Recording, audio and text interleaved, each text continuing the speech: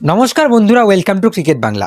তো বন্ধুরা, আইপিএল 2026-এ সব থেকে সেরা ম্যাচ মুম্বাই ইন্ডিয়ান্স বনাম চেন্নাই সুপার কিংয়ের হতে পারে।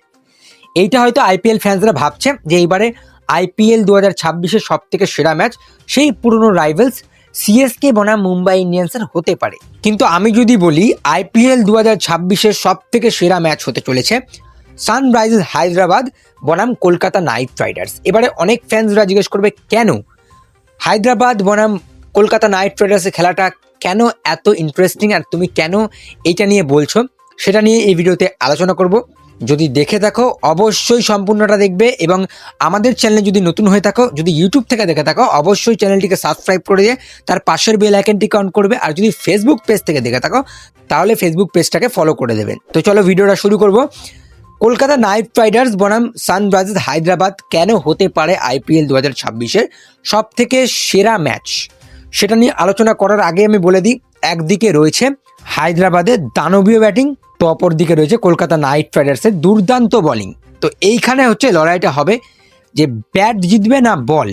এটাই তো ক্রিকেটের মজা, দুদিক থেকেই ফাইট হবে, ব্যাটেও ফাইট হবে, বলেও ফাইট হবে। তো সেটা দেখার জন্যই আমি অপেক্ষা করে রয়েছি। কলকাতা নাইট রাইডার্স বনাম হায়দ্রাবাদের ম্যাচটা কেমন হতে পারে। দেখো, মুম্বাই আর সিএসকের ম্যাচটা খারাপ যাবে না, তাদের পুরনো রাইভেলরি আছে, তাদের ভালো রাইভেলরি আছে, ইভেন আমারও ভালো লাগে, আমি সব টিমকে নিয়েই কভারেজ দেবো, সব টিমকে নিয়ে বলবো। কিন্তু আমার যতটুকু মনে হচ্ছে এইবার আইপিএল 2026-এ হায়দ্রাবাদ আর কেকেআর ম্যাচটা সব থেকে সেরা ম্যাচ হতে পারে। এবং কেন হবে, সেখানে এসআরএইচ সানরাইজার্স হায়দ্রাবাদকে নিয়ে আগে আসবো। হায়দ্রাবাদের যে ব্যাটিংটা হায়দ্রাবাদ তৈরি করেছে, সেখানে Abhishek Sharma, Travis head opening, আমার মনে হয় হায়দ্রাবাদ এবারে নিজের সেরা ওপেনিং নিয়ে নামছে। সেখানে Mumbai Indians, Rajasthan Royals, royal Challengers Bangalore, তাদের ওপেনিং জুটি ভালো, কিন্তু আমার যতটুকু মনে হচ্ছে হায়দ্রাবাদের ওপেনিং জুটিটা একটু বেশি ভয়ানক। ট্র্যাভিস হেড আর অভিষেক শর্মা ভাই দুজনে টি-20-তে কাঁপাবে। অপরদিকে 3 নম্বরে রয়েছে ভারতীয় টিমের নতুন প্লেয়ার যে সুযোগ পেয়েছে ওয়ার্ল্ড কাপে, ঈশান কিষান রয়েছে 3 নম্বরে, এবং তার ফর্ম যেরকম করে রয়েছে, তার ফর্ম স্মার্টে যেরকম ছিল, বিজয় হাজারে ট্রফিতে যেরকম আছে, সেক্ষেত্রে আমার মনে হয় 3 নম্বর জায়গাটা ঈশান কিষানের জন্য পুরো পাকাপোক্ত। হ্যাঁ, আগের বছরের প্রথম ম্যাচটা ঈশান কিষান ভালো খেলেছিল, তারপরের ম্যাচগুলো থেকে কিন্তু ঈশান কিষান তেমন একটা কিছু করতে পারেনি। বাট এবার হিউজ এক্সপেকটেশন রয়েছে, হায়দ্রাবাদ ফ্যান্সরা হিউজ এক্সপেক্ট করে রয়েছে যে তাদের ঈশান কিষান ভালো করবে, ওয়ার্ল্ড কাপ খেলে আসবে। ওয়ার্ল্ড কাপে কেমন পারফরমেন্স করে সেটাও দেখার বিষয়। ওয়ার্ল্ড কাপে প্লেইং 11-এ আপাতত মনে হচ্ছে না যে সুযোগ পাবে, কিন্তু যদি কোনো রকম কোনো কারো চোট লাগে তখন হয়তো ঈশান কিষানকে সুযোগ দেওয়া হবে উইকেট কিপার হিসেবে। সেখানে ঈশান কিষানকে নেওয়া হয়েছে ওয়ার্ল্ড কাপে। 4 নম্বরে নীতিশ কুমার রেড্ডি, 5 নম্বরে হেনরিক ক্লাসেন, 6 নম্বরে অনিকেত ভার্মা, 7 নম্বরে লিয়াম লিভিংস্টন, 8 নম্বরে হর্ষ দুবে, 9 নম্বরে প্যাট কামিন্স। তো হায়দ্রাবাদের ব্যাটিংটা 9 নম্বর অবধি পাকাপোক্ত আছে। এবারে আমি যদি কলকাতা নাইট রাইডার্সের বোলিংটাকে নিয়ে আলোচনা করি, সেখানে কারা কারা খেলবে।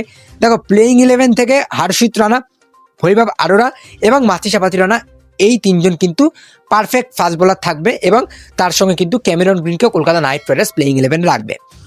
এইবারে কলকাতা নাইট রাইডার্সের সব থেকে শক্তিশালী দিক যেটা, সেই দিকে একটু আলোচনা করব। কলকাতা নাইট রাইডার্সের স্পিনটা এবারে ভয়ানক, রীতিমতো ডেঞ্জারাস স্পিন লাইন আপ, যেখানে সুনীল নারিন এত বয়স হয়ে গিয়েছে, এত এক্সপিরিয়েন্স টি-20-তে, লেজেন্ড ভাই, সুনীল নারায়ণ লেজেন্ড। তার ইকোনমি, প্রত্যেকটা বলার মার খাক, তিনি তার মতো লাইন লেন্থে বল করে, ইকোনমি দারুণ টি-20-তে, লেজেন্ড সুনীল নারায়ণ। অনুকূল রয় বর্তমানে স্মার্ট, বিজয় হাজারে ট্রফিতে যেরকম খেলেছে, যেরকম পারফরমেন্স করেছে, আমার মনে হয় অনুকূল রয় কিন্তু ভারতীয় টিমে দরজা ধাক্কাচ্ছে যে আমাকে সুযোগ দাও। তার কারণ হয়তো এবারে জাডেজার সময় হয়ে এসছে, তো সেখানে একটা প্লেয়ার হয়তো আসতে পারে। অনুকূল রয় আমার মনে হচ্ছে ভারতীয় দলের সিলেক্টরদের দরজা ধাক্কাচ্ছে যে আমাকে সুযোগ দাও, সেই ট্যালেন্টটা কিন্তু অনুকূল রয়ের মধ্যে রয়েছে। তো সুনীল নারায়ণ প্লাস অনুকূল রয় আবার মিস্ট্রি নিয়ে আসছে থেকে ইন্ডিয়ার সব থেকে সেরা স্পিনার, এই মুহূর্তে বর্তমানে যে সেরা স্পিনার ইন্ডিয়ায়, সে আর কেউ না, দ্য লর্ড বরুণ চক্রবর্তী। ভাই দারুণ bowling attack. Kolkata knight Riders এবারে আইপিএল 2026-এ সব থেকে সেরা বোলিং অ্যাটাক নিয়ে যাচ্ছে। হ্যাঁ, এবারে হয়তো মুম্বাই ইন্ডিয়ান্স রয়েছে, সেখানে সিএসকে রয়েছে, সেখানে গুজরাট টাইটেন্স রয়েছে, কিন্তু ভাই কলকাতা নাইট রাইডার্সের বোলিংটা একটু আলাদা লাগছে।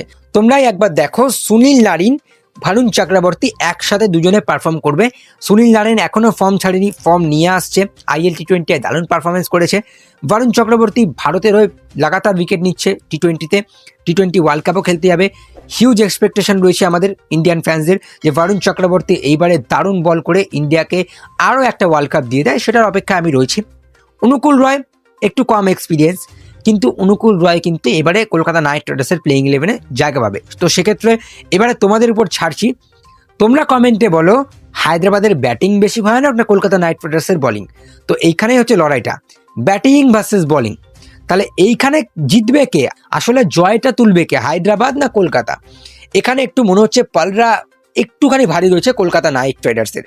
তার কারণ কলকাতা নাইট রাইডার্স তুমি যদি ব্যাটিং লাইনআপটা দেখো, সেখানে ফিন অ্যালেন, সুনীল নারায়ণকে আমার মনে হয় ওপেনিং করানো উচিত। এইবারে ম্যানেজমেন্ট কি করবে বা দেখার বিষয়। 3 নম্বরে আজিঙ্কে রাহানে, 4 নম্বরে রঘুবংশী, 5 নম্বরে ক্যামেরন গ্রিন, 6 নম্বরে রিঙ্কু সিং, 7 নম্বরে রমনদীপ সিং, 8 নম্বরে অনুকূল রায়, 9 নম্বরে হার্ষিত রানা। তো ব্যাটিং মোটামুটি কলকাতা নাইট রাইডার্সেরও 9 নম্বর অব্দি সেটেল আছে। কিন্তু কথাটা হচ্ছে কলকাতা নাইট রাইডার্স আর হায়দ্রাবাদের মধ্যে পার্থক্য কোথায়? ভাই পার্থক্য অনেকটাই রয়েছে, যেখানে হায়দ্রাবাদের ব্যাটিং কলকাতা নাইট রাইডার্সের তুলনায় অনেকটাই ভালো, এটা ফ্যাক্ট আছে। কিন্তু হায়দ্রাবাদের আর কলকাতা যদি বলিংটা নিয়ে আমি তুলনা করি, সেক্ষেত্রে তোমরাও জানো হায়দ্রাবাদের বলিং কলকাতা নাইট রাইডার্সের থেকে অত্যন্ত খারাপ। তার কারণ হায়দ্রাবাদ এইবারের অকশনে ব্যাটসম্যানদের কিনেছে, কিন্তু বলারদেরকে সেরকম কিন্তু কিনতে পারিনি, যেখানে লিয়াম লিভিংস্টনের উপর চাপ রয়েছে। লিয়াম লিভিংস্টনকে এইবার IPL 2026-এ বলও করতে হবে।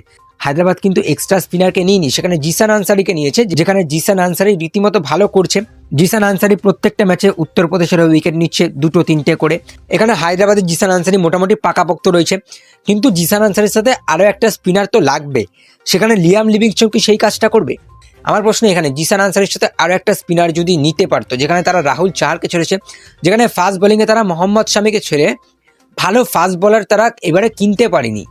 তো সেটা এবার একটা দেখার বিষয় যে হায়দ্রাবাদের বোলিং কেমন করছে IPL 2026-এ। যদি ভালো করে দেয় বা হায়দ্রাবাদ এবারে চ্যাম্পিয়ন হবে, যদি IPL-এ তারা বোলিংটা ভালো করে। আদারওয়াইজ কলকাতার যা বোলিং আছে ভাই, এইবারে সবকটা দলের পিছনে লাগবে কলকাতা নাইট রাইডার্সের বোলাররা। তার কারণ তাদের বোলিংটা এবারে দারুণ স্ট্রং হয়েছে ভাই। কলকাতা নাইট রাইডার্সের বোলিংটা IPL 2026-এ সব থেকে সেরা। এবং এইখানে যদি ব্যাটেল হয় হায়দ্রাবাদ বনাম KKR, এখানে দুটোই যে দল রয়েছে তাদের হোম গ্রাউন্ড কিন্তু ব্যাটিং ফ্রেন্ডলি পিচ। সেখানে হায়দ্রাবাদের এক্সট্রা অ্যাডভান্টেজ রয়েছে যে তারা ব্যাট ভালো করতে পারে। কিন্তু তোমরা একটা জিনিস ভাবো, কলকাতা নাইট রাইডার্সের বলাররা যদি ভালো করে দেয় আর হায়দ্রাবাদকে যদি 200-র নিচে আটকে দেয়, তখন হায়দ্রাবাদ এই বোলিং নিয়ে কলকাতা নাইট রাইডার্সের এরকম একটা ব্যাটিংকে আটকাতে পারবে? তোমাদের কি মনে হয় কলকাতা নাইট রাইডার্সের এরকম স্ট্রং ব্যাটিং লাইন আপকে হায়দ্রাবাদের মতো উইক বোলিং টিমকে আটকাতে পারবে 200-র নিচে? সেক্ষেত্রে হায়দ্রাবাদের ব্যাটসম্যানরা যদি কলকাতা নাইট রাইডার্সের বলারদের ট্যাকেল করে 240-250 আপ রান করতে পারে, তাহলে কিন্তু হায়দ্রাবাদ সেই ম্যাচটা জিততে পারে। কিন্তু কলকাতা নাইট রাইডার্সের বলাররা যেরকম ফর্মে রয়েছে, কলকাতা নাইট রাইডার্সের বলাররা যদি কোনো রকমে হায়দ্রাবাদকে 200-র নিচে আটকে দেয়, হায়দ্রাবাদের বোলিংয়ে অতটাও জোর নেই কলকাতা নাইট রাইডার্সকে 200-র নিচে আটকাবে বা ডিফেন্ড করবে। তো এক্ষেত্রে একটা দারুণ ব্যাটেল হতে চলেছে, লেজেন্ডারি ব্যাটেল হতে চলেছে IPL 2026-এ। হায়দ্রাবাদের ব্যাটিং, কলকাতা নাইট রাইডার্সের বোলিং, ব্যাটে বলে লড়াই হবে IPL 2026। তোমাদের কি মতামত অবশ্যই জানিও। হায়দ্রাবাদের ব্যাটিংটা তোমাদের বেশি স্ট্রং লাগছে নাকি কলকাতা নাইট রাইডার্সের বোলিংটা? অবশ্যই কমেন্টে জানিও। আর যদি ভিডিওটি ভালো লাগে অবশ্যই লাইক করে দিও, বেশি বেশি করে শেয়ার করে দিও। আমাদের চ্যানেল যদি নতুন হয়ে থাকো অবশ্যই চ্যানেলটিকে সাবস্ক্রাইব করে দিয়ে তার পাশের বেল আইকনটি অন করে দিও। তো চলো আজকে আর বেশি কিছু বলবো না, টাটা।